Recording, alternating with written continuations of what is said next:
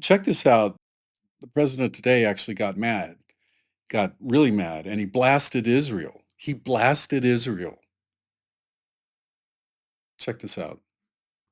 I didn't like plenty of things I saw yesterday. I didn't like the fact that Israel unloaded right after we made the deal.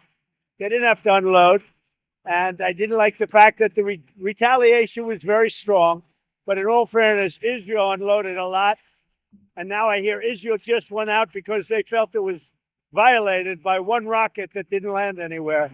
That's not what we want, I'll tell you. And I'm telling you, I'm not happy about that, Israel, either. Yeah, I do. They violated it, but Israel violated it too. Israel, as soon as we made the deal, they came out and they dropped a load of bombs, the likes of which I'd never seen before.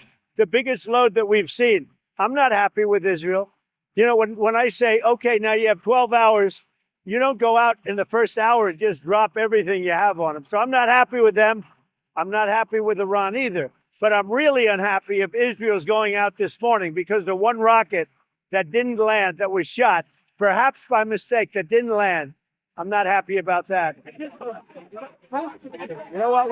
We basically have two countries that have been fighting so long and so hard that they don't know what they're doing. Do you understand that? Wow. He got angry about that. I mean, shouldn't he be deported though? Didn't he just blast Israel?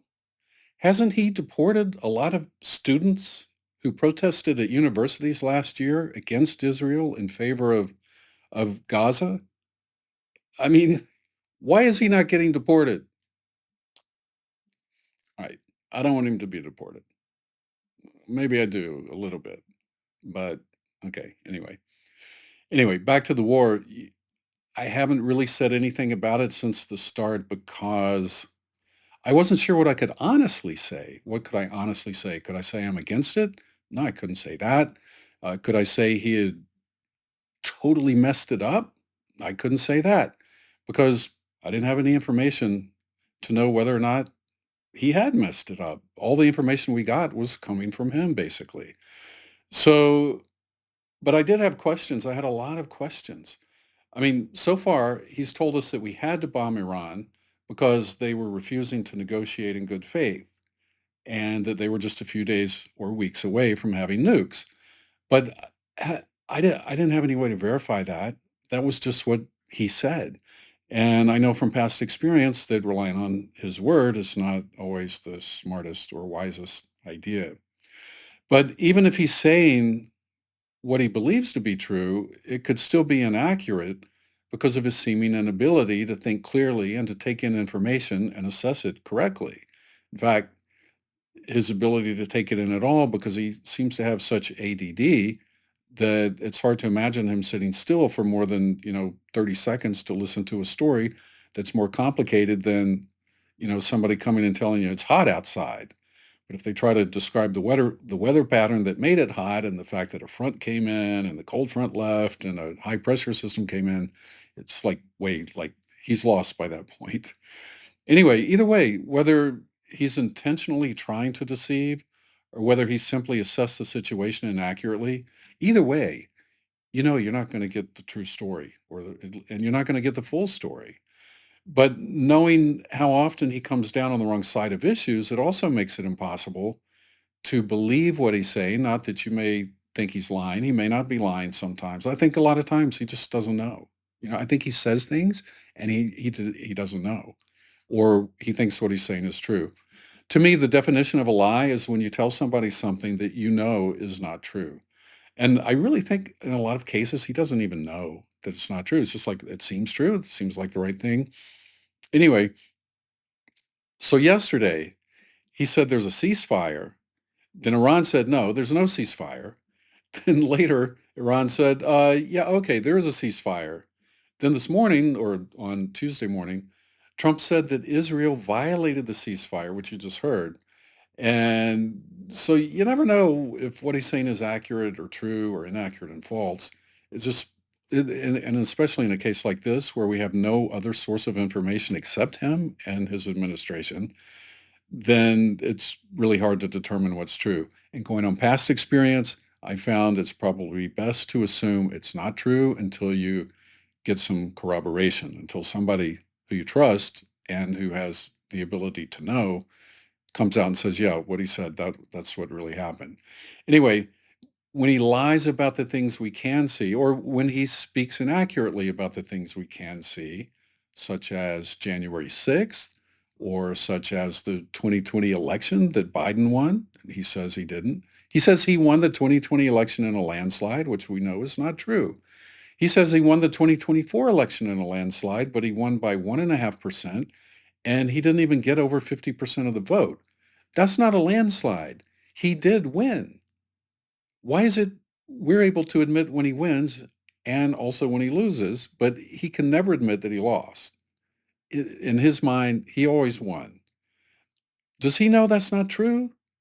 Honestly, I don't know. I don't know.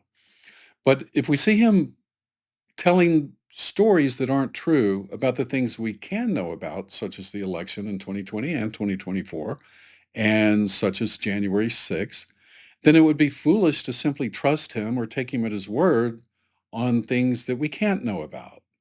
So if you don't believe what he says, I've found, you'll be right about 90% of the time. Or, you know, even if we take the word lie out of it altogether and just say it's him getting confused, that's fine. Look, I had a bunch of questions about what had gone on, which this is really the reason why I didn't make a video about it until now. My questions were things like this. So we bombed Iran over the weekend. On Monday, Iran fake attacks the US base in Qatar, and they said they were trying to de escalate and they didn't really mean it to be a real attack. They weren't trying to hurt anybody. We didn't retaliate to that, which I think is a good thing. So I'll give them credit for that. No retaliation there. That was good. Um, they said they gave Iran said they gave advance notice to the Qataris so they could minimize casualties. All of that sounded kind of reasonable, like something they would do. Like they have to put on a show for internal purposes to say, look, we're not pansies, we're strong, we fought back. And maybe they really didn't mean to hurt anybody, which is pretty evident because so far as we know, and as far as we know so far, no one was hurt. So, but here are the questions I had. One, did this really need to be done? And two, if so, did it need to be done now? It's hard to tell because, we know that Trump's judgment can rarely be trusted. So he was the one telling us it needed to be done and it needed to be done now.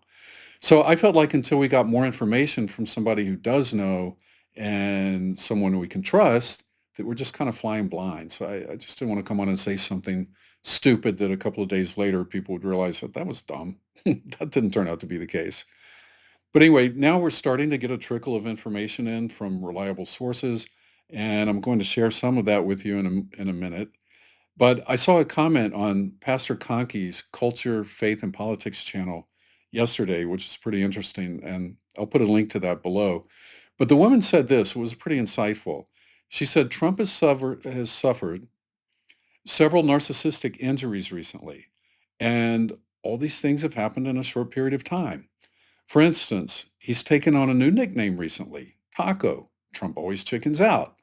And then there was the No Kings protest, which were huge. Millions of people all around the country protesting him on his birthday, while at the same time his birthday party military parade flopped, and no one bowed to him as leader of the world at the G7 summit. And then she said this. She said, "I'm afraid his impulsive decision to enter the U.S. into war was a result of his diminished stature to show the world he's still important, that he's a tough guy, and that he still matters." And she added that she thinks he's extremely unhinged and very dangerous right now. And that could be the case. But you know what? We won't know until a little time passes. We're in it right now. We won't know until we have some hindsight and can look back and say, yeah, that was a dangerous time. But I think that's a wise warning and something we need to not only be on the lookout for, but to be in prayer about. So I wondered, did he do this now as a way to, like, did we really not need to do it right now? Could it have waited? And if so, did he do it now to focus the world's attention on himself?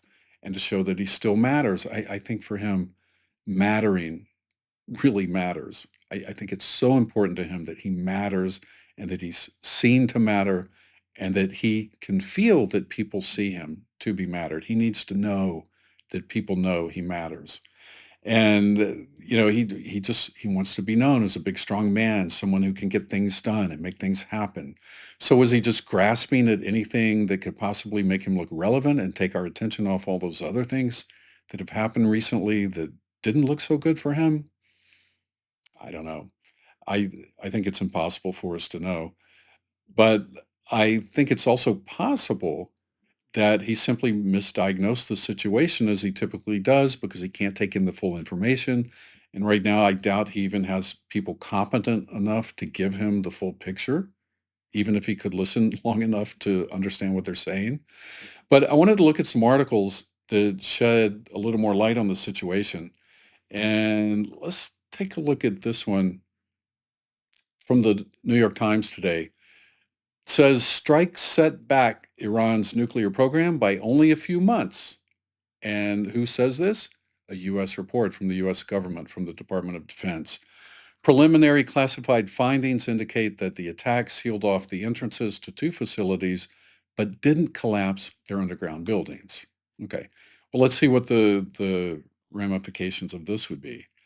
So, this preliminary classified U.S. report says that the bombings of the three nuclear sites in Iran set the country's nuclear program back by only a few months.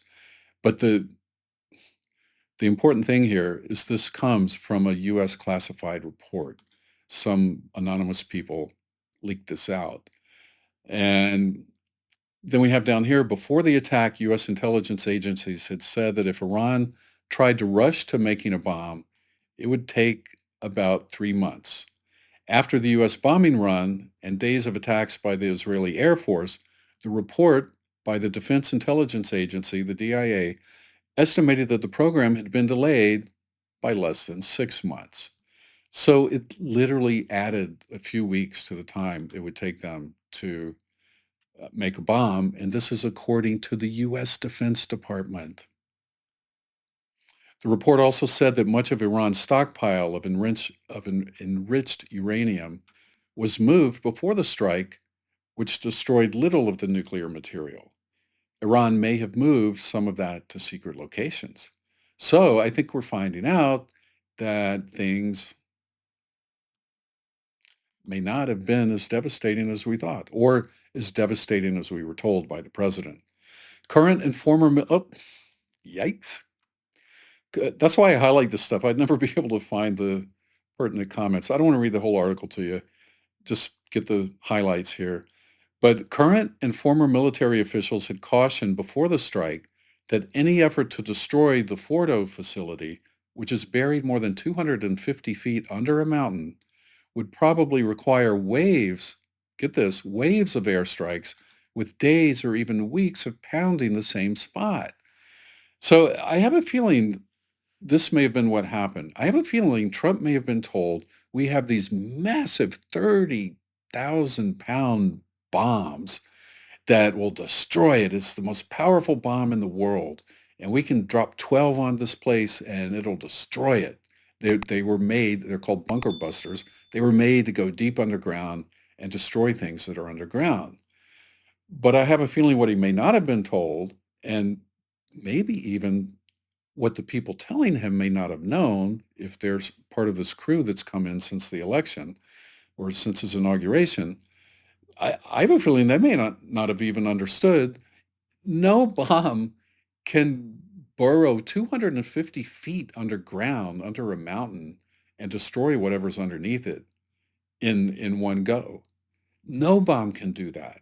So what these former military officials are saying, and honestly, I believe them more than I believe the current military officials, because I think the former guys were smart. I think they knew what was going on.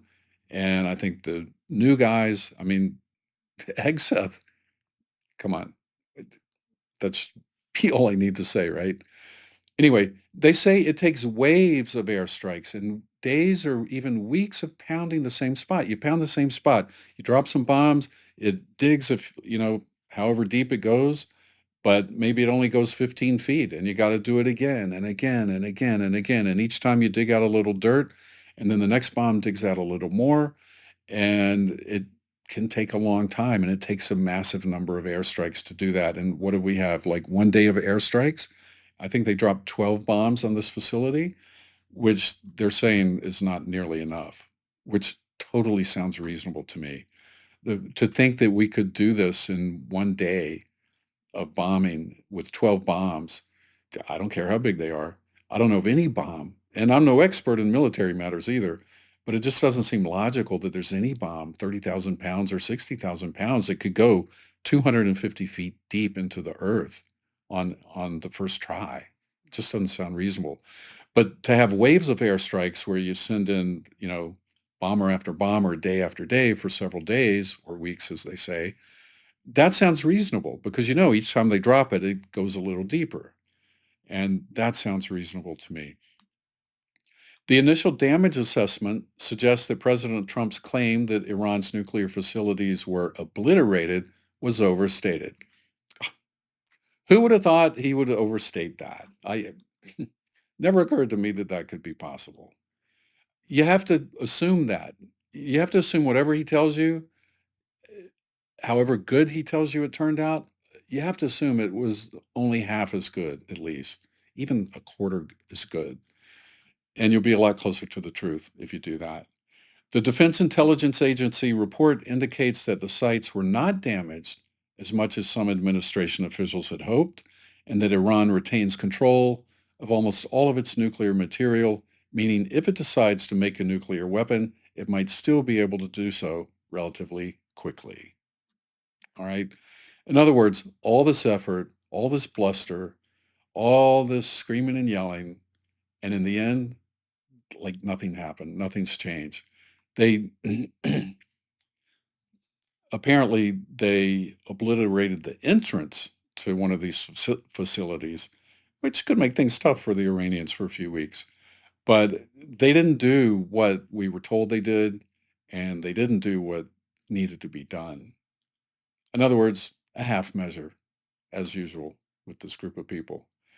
The leaking of this alleged assessment is a clear attempt to demean President Trump, said White House spokeswoman Carolyn Levitt.